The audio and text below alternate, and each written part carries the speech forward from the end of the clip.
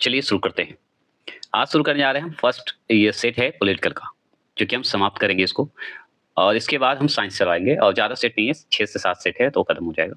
तो हम इसमें सिर्फ़ मॉक टेस्ट करवा रहा हूँ, सिर्फ़ बिहार एसएससी, एनटीपीसी, रेलवे और जिस भी एग्ज़ाम का बिहार स्टेट हो या कोई भी स्टेट का एग्ज़ाम हो पुलिस के लिए, उसके लिए ये क्वेश्चन है। सिर्फ़ मॉक टेस्ट है और कोई नहीं। कुछ भी नहीं, सिर्फ़ मॉक टेस्ट देना है। कितने नंबर आते हैं ज़रूर कमेंट बॉक्स में करिएगा। डेली रात को 10 बजे। 10 बजे अपलोडिंग टाइम है, ये ध्यान रखना है। एक एनसीईआरटी का चलता है, जिसका टाइमिंग आपको 1 बजे 3 में है, दोपहर में और जल्द ही बिहार एसएससी का आपको 2 दिन के अंदर अपडेट दिया जाएगा। उसका प्रैक्टिस सेट चलेगा, टोटल जितने भी जीके जीएस का 80 क्वेश्चन होते हैं, 80 होंगे, 70 है तो 70 क्वेश्चन होंगे, ये ध्यान रखना है। पहला क्वेश्चन है, शुरू करते हैं अब नो बकवास, ओनली मॉक टेस्ट। भारत के उपराष्ट्रपति को पदच्युत मतलब पदच्युत करने का संकल्प निम्नलिखित में से कहाँ प्रस्तावित किया जा सकता है? बताइएगा। बता सकते हैं? हटाने की बात की जा सकती है, बताइएगा। कहाँ हो सकता है बताइए? कहाँ प्रस्तावित किया जाएगा कि हमको उपराष्ट्रपति को हटाना है भाई? तो ये कहाँ पे हो सकता है? तो केवल राज्यसभा में ही हो सकता है, ये आप अच्छे से जानते हैं। पदच्युत कहने वाला पद से हटाने की बात हो रही है, रिमूवल की बात हो रही है ना? चलिए, दूसरे प्रश्न की बात करते हैं। दूसरा प्रश्न है, निम्नलिखित में से लोकसभा के अध्यक्ष मतलब लोकसभा स्पीकर कभी भी नहीं रहे। इस ऑप्शन के हिसाब से अगर लोकसभा के बारे में जानते हैं और लोकसभा के याद है कि कौन-कौन है, तो आपको ये आसानी से होगा और याद करना होगा। मैंने एनसीईआरटी में पढ़ा चुका हूँ, तो बताइए क्या होंगे? तो इसमें याद रखिएगा जीएस ढिल्लों ये भी हैं, स्पीकर बन चुके हैं। हुकुम सिंह तो बन ही चुके हैं। बलिराम भगत जो हैं ये भी बन चुके हैं, लेकिन हाँ, के सुंदरम जो हैं ये आपके स्पीकर नहीं है। स्पीकर आपको याद करना पड़ेगा। शुरू से लेके अंत तक प्रथम स्पीकर कौन थे और अंत तक, अभी वर्तमान तक आपको याद करना होगा, तभी आपको ये क्लियर होगा। ये मैं करवा दूँगा जब हम शुरू करेंगे। पूरा लोक स्पीकर जितने भी टोटल हैं, सबको मैं ही करवाऊँगा और सबको एक फन के साथ, कॉमेडी के साथ याद करवाऊँगा। ये मैं वादा करता हूँ एग्ज़ाम से पहले और जल्द अपडेट कर दूँगा। तीसरा प्रश्न क्या है? निम्नलिखित में से संविधान सभा की संघ संविधान समिति का अध्यक्ष कौन था? बताइएगा। निम्नलिखित में से संविधान सभा की संघ संविधान समिति का अध्यक्ष कौन था? ये बताइए। तो इसमें इस ऑप्शन के हिसाब से आप जवाब देंगे। कॉन्स्टिट्यूशन कमेटी की बात होगी तो जवाहरलाल नेहरू को टिक लगाइएगा। सी नंबर जो लगाएंगे वो सही लगाएंगे। चौथे प्रश्न की बात करते हैं। चौथा प्रश्न है कि जब भारतीय न्यायिक पद्धति में लोकहित मुकदमा जिसे पीआईएल लाया गया, शॉर्ट फॉर्म पीआईएल होता है लोकहित मुकदमा का, लाया गया तब भारत के मुख्य न्यायमूर्ति कौन थे? अब न्यायमूर्ति के बारे में भी इसी तरह मैं ला दूंगा। मुख्य न्यायमूर्ति कितने थे, शुरू में कौन थे और टोटल कितने थे, सब मैं ला रहा हूँ, बस आप तैयार रहेंगे। वो थे पीएन भगवती थे। जब पीआईएल आया था ना, उस समय पीएन भगवती थे। बस इतना ध्यान रखना, पीआईएल पीएन भगवती, इन्हीं के समय आया था। पांचवें प्रश्न की बात करते हैं। पांचवा प्रश्न है, निम्नलिखित में से कौन सा आयोग जो है भारत के संविधान के एक अनुच्छेद के अंतर्गत सुस्पष्ट उपबंध के पालन में गठित हुआ? बताइएगा। निम्नलिखित में से कौन सा आयोग जो है भारत के संविधान के एक अनुच्छेद के अंतर्गत, आर्टिकल के अंतर्गत सुस्पष्ट उपबंध के पालन में गठित हुआ है? बताइएगा कौन सा आर्टिकल, बताइएगा। पांचवा प्रश्न का सी, निर्वाचन आयोग, जो कि हम पढ़ चुके हैं, आज ही मैंने पढ़ाया है निर्वाचन आयोग। अगर जो नहीं देखें जाकर देख लीजिएगा।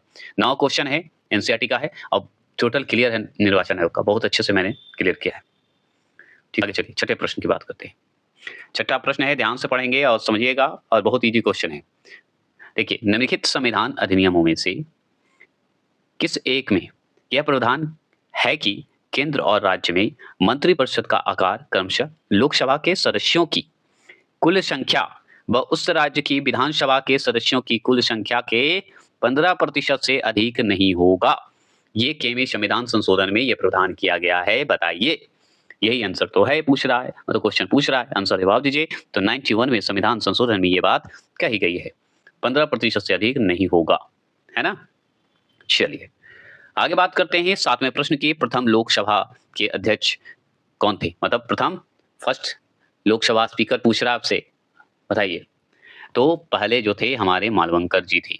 कौन थे? मालवंकर जी। क्या ये सही है, सत्य है? बताइए कमेंट बॉक्स में। तो ऑप्शन नंबर बी, जीवी मालवंकर जी हैं, एकदम उचित आंसर है। 8वें प्रश्न की अगर मैं बात करूं, 8वां प्रश्न क्या है? निम्नलिखित संविधान संशोधन अधिनियम में से किस एक के अंतर्गत भारत के संविधान की 8वीं अनुसूची में 4 भाषाएं जोड़ी गई, जिससे उनकी संख्या बढ़कर 22 हो गई। क्या हो गई? 22 हो गई, है ना? तो 22 हो गई। तो चलिए इसका आंसर का जवाब दीजिए 8वां प्रश्न का ऑप्शन नंबर सी, संविधान अधिनियम मतलब 92 में 92वां संविधान संशोधन मतलब 92वां संविधान संशोधन की बात हो रही है। चलिए, ये हो गया। 9वें प्रश्न की बात करते हैं। 9वां प्रश्न है कि भारत के संविधान की किस अनुसूची में विभिन्न राज्यों में अनुसूचित क्षेत्रों के प्रशासन और नियंत्रण के लिए विशेष उपबंध है? कहाँ किया गया है? कौन से अनुसूची में इसकी बात कही गई है? अनुसूचित क्षेत्रों की प्रशासन की नियंत्रण की बात किस अनुसूची में जोड़ा गया है? यही पूछ रहा है आपसे। 9वें प्रश्न का जवाब दीजिए। तो ऑप्शन नंबर बी, 5वीं अनुसूची में। किसमें? 5वीं अनुसूची में। क्लियर हो गया? 10वें प्रश्न की बात करते हैं। तो भारत के कितने उच्च न्यायालयों की अधिकारिता में जो है एक से अधिक राज्य है? क्या है? एक से अधिक राज्य है। संघ राज्य क्षेत्र शामिल नहीं है। क्या नहीं है? संघ राज्य क्षेत्र जो है शामिल नहीं है। इसमें संघ राज्य क्षेत्र शामिल नहीं रहेगा। उसको छोड़कर बताना है आपको कि भारत के कितने उच्च न्यायालयों की अधिकारिता में एक से अधिक राज्य हैं। तो बी होगा 3।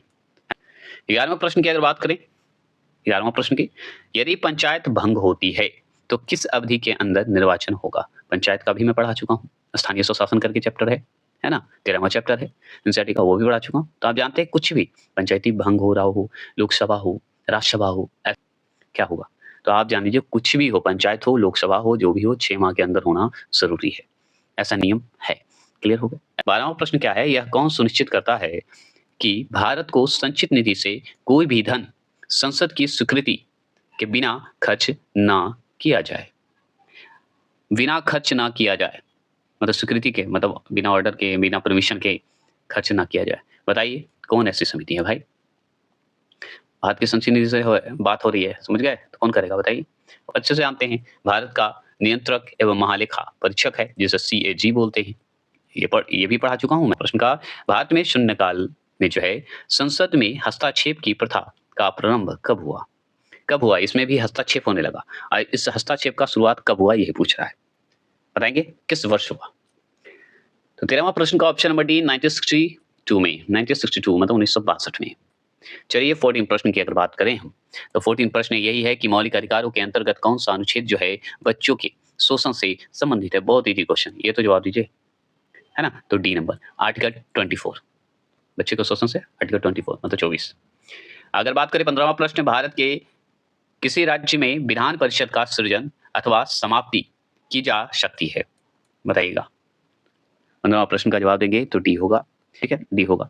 क्यों डी होगा आप जान लीजिए। तो आगे देख लीजिए, राज्य विधानसभा की बात हो रही है, तो क्योंकि राज्य विधान परिषद का सृजन की हो रही है, समाप्ति की बात हो रही है, तो ये कैसे होगा? तो राज्य विधानसभा के जो है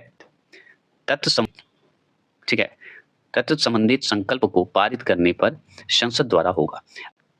देखिए 16 प्रश्न, भारतीय राष्ट्रपति के रिक्त पद को भर दिया जाना चाहिए, तो कितने दिन में भरने की बात हो रही है? कितने माह, कितने वर्ष, कितने दिन, कितनी अवधि? यही तो आंसर है। मतलब आंसर बताइए क्या होगा? ऑप्शन है, सॉरी। तो 16वां प्रश्न का आंसर का जवाब जो दे रहे हैं बी, 6 माह। कुछ भी हो 6 माह जरूर ध्यान रखना है आपको। अगर भूल भी जाए तो 6 माह जरूर याद रखिए। 17वां प्रश्न है, केंद्र तथा राज्यों के विवादों का समाधान करना भारतीय सर्वोच्च न्यायालय के जो है जिस क्षेत्राधिकार के अंतर्गत आता है वह है। तो किस क्षेत्राधिकार के अंतर्गत आता है? ये सब मैं पढ़ा चुका हूँ। अगर जानते हैं तो केंद्र और राज्य के बीच अगर विवाद होगा, विवाद होगा तो सर्वोच्च न्यायालय जो है किस क्षेत्राधिकार के हिसाब से न्याय करेगा भाई? बताइए। और किस क्षेत्राधिकार के अंतर्गत आएगा ये बताइए। तो यही तो क्वेश्चन है। तो 17वां प्रश्न का डी प्रारंभिक में आता है ना? प्रारंभिक क्षेत्राधिकार में आता है, ये भी पढ़ा चुका हूँ। चलिए 18वां प्रश्न की बात करते हैं हम लोग। क्या करते हैं? 18वां प्रश्न की बात करते हैं। 18वां प्रश्न है, विधि के प्रश्न पर भारतीय सर्वोच्च न्यायालय से परामर्श लेने का अधिकार किसको है? बता सकते हैं किसको है अधिकार लेने का अधिकार? 18वां प्रश्न का आप जानते हैं राष्ट्रपति को होगा, और क्या है ना? B answer. 19वां प्रश्न की बात करते हैं। 19वां प्रश्न है कि निम्नलिखित राज्यों में से कौन सा एक विधानसभा के लिए 2 महिला सदस्यों को मनोनीत कर सकता है? कौन कर सकता है 2 महिलाओं को मनोनीत? बताइए, 2 महिला सदस्य को मनोनीत कर सकता है, बताइएगा। मतलब Jammu Kashmir, option number C, Jammu Kashmir. चलिए 20वां प्रश्न की अगर बात करते हैं, निम्नलिखित कथनों में से कौन सा सही है? निम्नलिखित कथनों पे कौन सा सही तो पढ़िए। नहीं, डी नंबर आंसर होगा, भारत एक संस्थानात्मक प्रजातंत्र है। चलिए 21वां प्रश्न है कि राष्ट्रपति शासन में समस्त कार्यपालिका की शक्ति निहित होती है। बताइएगा किसमें निहित होगा? बता सकते हैं 21 का, तो राष्ट्रपति में ही होगा, राष्ट्रपति शासन में राष्ट्रपति के हाथ में होगा और क्या। 22वां प्रश्न है प्रथम स्पीकर जिसके खिलाफ लोकसभा में जो है अविश्वास प्रस्ताव लाया गया था कौन थे? तो वो प्रथम स्पीकर ही थे, जीवी मनवंकर, इन्हीं पे अविश्वास प्रस्ताव भी लाया गया था, समझ गए? तो वही आंसर होंगे, बी नंबर। 22वां प्रश्न का बी जो देंगे वो सही देंगे।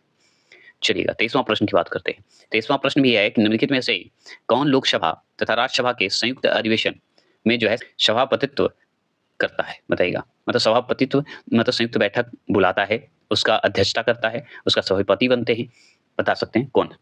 तो स्पीकर ही तो बनेंगे। क्या मैंने सही बोला? बता सकते हैं? तो हाँ, स्पीकर ही बनेंगे 23वां प्रश्न का। चलिए आगे चलते हैं, 24 क्वेश्चन नंबर की बात करते हैं। 24 है कि भारत में त्रिस्तरीय पंचायती राजतंत्र की सिफारिश की थी। बताइएगा, भारत में त्रिस्तरीय पंचायती राजतंत्र की सिफारिश की थी। तो त्रिस्तरीय मतलब आप जान गए, बलवंत राय मेहता को याद करिए, वही लाए थे। अशोक मेहता जो है दो स्तरीय लाए थे, है ना। 25वां प्रश्न है, इनमें से कौन राज्य के नीति निर्देशक सिद्धांतों में जो है सम्मिलित नहीं है? कौन सम्मिलित नहीं है बताइए, और आप अच्छे से जानते हैं इसके बारे में, ये भी मैं पढ़ा चुका हूँ। तो डी होगा, सूचना का अधिकार नहीं है। ठीक है, डी आंसर जो है ये नहीं है और आपका सब है। 26 निम्नलिखित में कौन सा एक व्यय भारत की संचित निधि पर भारित नहीं है, मतलब चार्जेड नहीं है? बताइएगा, भारत की संचित निधि पर चार्जेड नहीं है, तो इस ऑप्शन के हिसाब से आपको चेक करना होगा कि संचित निधि द्वारा नहीं दिया जाता है। बताइए बताइएगा। 26 का आंसर का जवाब आप जानते हैं, भारत के उपराष्ट्रपति का वेतन एवं भत्ता जो है नहीं दिया जाता। 27 क्वेश्चन, निम्नलिखित में से कौन सा एक प्रस्ताव जो है भारत में मंत्रिपरिषद रख सकती है? कौन सा प्रस्ताव जो कि मंत्रिपरिषद रख सकती है? इस 4 ऑप्शन के हिसाब से आपको बताना है। बताइए 27 का आंसर का जवाब देंगे, तो वो है ऑप्शन नंबर डी, विश्वास प्रस्ताव। ठीक है, चलिए 28 क्वेश्चन नंबर की बात करते हैं। तो भारत में वित्तीय आपातकाल की घोषणा आज तक कितनी बार की गई है? वित्तीय आपातकाल की भारत में तो कभी नहीं अभी तक किया गया है। समझिए ये लकी है, भगवान का कृपा है। चलिए 29 क्वेश्चन नंबर है कि अंतर्राष्ट्रीय संधियों को भारत के किसी भाग अथवा संपूर्ण भारत में लागू करने के लिए संसद कोई भी कानून बना सकती है। तो कौन कानून बना सकती है? मतलब कहने का मतलब अंतर्राष्ट्रीय संधियों की अगर बात होगी और भारत जो है, भारत के जो है किसी भाग अथवा संपूर्ण भारत में जो है लागू करने के लिए जो है संसद कोई भी कानून बना सकती है। तो क्या कानून बना सकती है, किस स्तर पर बनाएगी बताइए। 29 का आंसर का जवाब डी होगा, बिना किसी राज्य की सहमति के बनाएगा। ये भी जान लीजिए, बिना राज्य की, राज्य को जरूरत नहीं है ये सब सहमति लेने की। 30वां प्रश्न है, नियंत्रक एवं महालेखा परीक्षक की बात हो रही है कि नियुक्ति राष्ट्रपति द्वारा होती है, मतलब लेखा परीक्षक हो महालेखा परीक्षक हो एक ही है, कि नियुक्ति राष्ट्रपति द्वारा होती है, अपने पद से उसे हटाया जाता है। तो उसे हटाया जाता है कैसे बताइए। 30वां प्रश्न का तो बी, संसद के दोनों सदनों के महाभियोग द्वारा हटाया जाएगा। संसद के दोनों सदन में अगर महाभियोग होगा तभी हटेगा, ये जान लीजिए, उसके द्वारा होगा। 31 क्वेश्चन नंबर है, लोकसभा के अध्यक्ष द्वारा आधिकारिक तौर पर एक राजनीतिक दल अथवा राजनीतिक दलों के गठबंधन को विपक्ष की मान्यता देने हेतु कम से कम होना चाहिए कितने सदस्य होने चाहिए? सदस्य कितने होने चाहिए, कितने मेंबर होने चाहिए बताइए। तो आप अच्छे से जानते हैं इसके बारे में, 50 सदस्य होने जरूरी हैं, ये मैं पढ़ा चुका हूँ, पॉलिटिकल जो पढ़ाया था चैप्टर नंबर 1 में ही पढ़ाया था इसका, ऐसे लगातार है इसमें चर्चा। 32 क्वेश्चन है कि भारत द्वारा संकट काल की घोषणा का अनुमोदन कितनी अवधि के अंतराल में होना आवश्यक है बताइए। मतलब संसद द्वारा संकट काल की घोषणा की बात हो और संकट काल की घोषणा का अनुमोदन कितनी अवधि के अंतराल होना आवश्यक है, मतलब आ रहा संकट, उसकी घोषणा कितने दिन पहले करेंगे बताइए, महीने के दिन, दिन के दिन, क्या करेंगे बताइए। तो 6 माह के अंदर होनी चाहिए, ये जान लीजिए। 33 क्वेश्चन नंबर 33 है, निम्नलिखित में से किसी भौगोलिक क्षेत्र को अधिसूचित क्षेत्र घोषित करने का संवैधानिक अधिकार किसको है बताइए। 33 का आंसर का जवाब देंगे तो डी नंबर, राष्ट्रपति को है। किसको है? राष्ट्रपति का। क्लियर हो गए, राष्ट्रपति को है। आगे चलते हैं, 34वां प्रश्न की बात करते हैं। 34वां प्रश्न है, भारत के प्रथम विधि अधिकारों के रूप में कौन जाना जाता है? कौन जाना जाता है बताइए। 34 का आंसर का जवाब देंगे तो वो है हमारा सी, भारत का महान्यवादी। कौन है? भारत का महान्यवादी। ठीक है, क्लियर। चलिए आगे बात करते हैं, 35 क्वेश्चन नंबर की बात करते हैं। तो लाभ के पद का निर्णय कौन करेगा बताइए? लाभ के पद का निर्णय कौन करेगा? आपका संघीय संसद करेगा और कोई नहीं करेगा। 36 क्वेश्चन नंबर 6 वर्ष की आयु से 14 वर्ष की आयु के बीच के सभी बच्चों मतलब शिशुओं को शिक्षा का अधिकार क्या है? किस में आएगा बताइए इस ऑप्शन के हिसाब से? तो ऑप्शन नंबर बी मूल अधिकार में आएगा। 6 से 14 वर्ष के बच्चों को निःशुल्क शिक्षा दी जाएगी। 37 क्वेश्चन में वर्तमान समय में भारतीय संविधान के अंतर्गत संपत्ति का अधिकार है एक, तो संपत्ति का अधिकार अब मौलिक अधिकार नहीं है, ये जान लीजिए, वो चला गया है वैधानिक अधिकार में। क्या मैंने सही बोला? लीगल राइट में चला गया है, क्या ये सही है? आप बताइए जरूर। तो ऑप्शन नंबर बी एकदम सही है, वैधानिक अधिकार हो गया है, लीगल राइट हो गया है संपत्ति का अधिकार। 38 की बात करते हैं तो निम्नलिखित में से कौन सा मूल अधिकार विदेशी नागरिकों को प्राप्त नहीं है? इस ऑप्शन के हिसाब से बताना है कि विदेशी अधिकारों को प्राप्त नहीं है, मतलब विदेशी जो होते हैं उनको ये मूल अधिकार प्राप्त नहीं है। बताइए कौन सा नहीं है? तो ये भी आप अच्छे से जानते हैं कि अभिव्यक्ति स्वतंत्रता का अधिकार जो है हमारे विदेशी नागरिकों को प्राप्त नहीं है और सब प्राप्त है। 38 का क्लियर हो गए। अब बात करते हैं 39 का, तो लोकसभा अध्यक्ष को उसके कार्यकाल की समाप्ति के पूर्व पद से हटाया जा सकता है। मतलब लोकसभा जो स्पीकर होते हैं उनके कार्यकाल की समाप्ति से पूर्व पद से हटाया जा सकता है। तो कैसे हटाया जा सकता है इस ऑप्शन के हिसाब से आपको बताना है, तो बताइए। थोड़ा धुंधला दिख रहा है, अगला बार से नहीं दिखेगा। बताएंगे 39 का आंसर का जवाब दीजिए। तो ऑप्शन नंबर बी, यदि लोकसभा इस आशय का प्रस्ताव पारित कर दे, मतलब लोकसभा जो है प्रस्ताव पारित कर देगा तब हो सकता है। ठीक है, 40वां प्रश्न की बात करते हैं। 40वां प्रश्न है, केंद्रीय कर्मचारियों के वेतन पुनरीक्षण हेतु सिफारिश देने के लिए छठे वेतन आयोग के अध्यक्ष हैं। तो छठे जो यहाँ पे देख रहे हैं आप, छठे वेतन आयोग के अध्यक्ष हैं कौन है? मतलब केंद्रीय कर्मचारियों के वेतन जो है, वेतन की बात हो रही है, वेतन पुनरीक्षण हेतु सिफारिश देने के लिए छठे वेतन आयोग जो हुआ था उसके अध्यक्ष कौन थे? उस समय अध्यक्ष जो थे कौन थे? छठे वेतन के अध्यक्ष कौन है, ये पूछ रहा आपसे। तो 40 प्रश्न का आंसर का जवाब बी है, बी एन कृष्णा है। कौन है? बी एन कृष्णा है, ये ध्यान रखना है। 41वां प्रश्न को समझते हैं। निम्नलिखित में कौन सा राज्य का सबसे महत्वपूर्ण तत्व है? कौन सा राज्य का बताइए सबसे महत्वपूर्ण तत्व है? हम बता सकते हैं, आप भी बताइए, संप्रभुता। ठीक है, क्या है? संप्रभुता, संप्रभुत्व ये भी बोल सकते हैं। 42 संविधान के प्रथम अनुच्छेद के अनुसार भारत है। तो संविधान के जो प्रथम अनुच्छेद है, आर्टिकल है, के अनुसार इस ऑप्शन के हिसाब से कौन सा आंसर सही होगा? तो इसका होगा डी, राज्यों की यूनियन, है ना, राज्यों की यूनियन की बात हो रही है।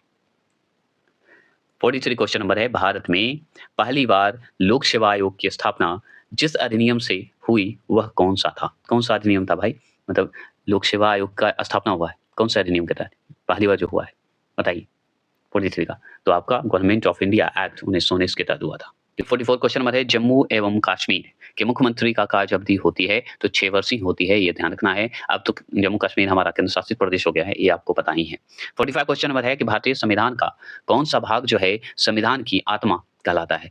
बताइए, संविधान की आत्मा कहलाता है तो हम जानते हैं वो हमारा संवैधानिक उपचारों का अधिकार जो कि 32 है वो कहलाता है, ये आप जानते हैं। आप कौन कहा था ये बताइएगा, आत्मा कौन कहा था?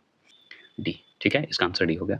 अगर बात करें 46 का कि भारतीय संविधान के किस अनुच्छेद के अंतर्गत राष्ट्रपति को अधिकार है कि वह किसी बिल पर अपनी अनुमति रोक ले? किसी बिल पर अनुमति को रोक सकते हैं, रोक ले, ये किस आर्टिकल के तहत ये कहा गया है? किस आर्टिकल के तहत ये अधिकार है बताइए। 46 का आंसर का जवाब देंगे तो इसका आंसर का जवाब जो दे रहे हैं डी, आर्टिकल 111 अनुच्छेद 111। ठीक है, चलिए 47 क्वेश्चन नंबर है कि भारत का सर्वोच्च न्यायालय एक अभिलेख न्यायालय, ठीक है, कोर्ट ऑफ रिकॉर्ड, ये भी पढ़ा चुका हूं मैं, है इसका आशा है कि अभिलेख न्यायालय है, इसका आशा है कि आशय है, ठीक है ना।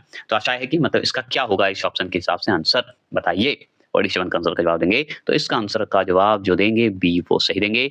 इसके सभी निर्णयों का जो है साक्ष्यात्मक मूल्य होता है और इस पर किसी भी न्यायालय में जो है प्रश्न चिन्ह नहीं लगाया जा सकता है। यही अभिलेख न्यायालय है, इस पर प्रश्न चिन्ह नहीं लगेगा, बस इतना ही जान लीजिए।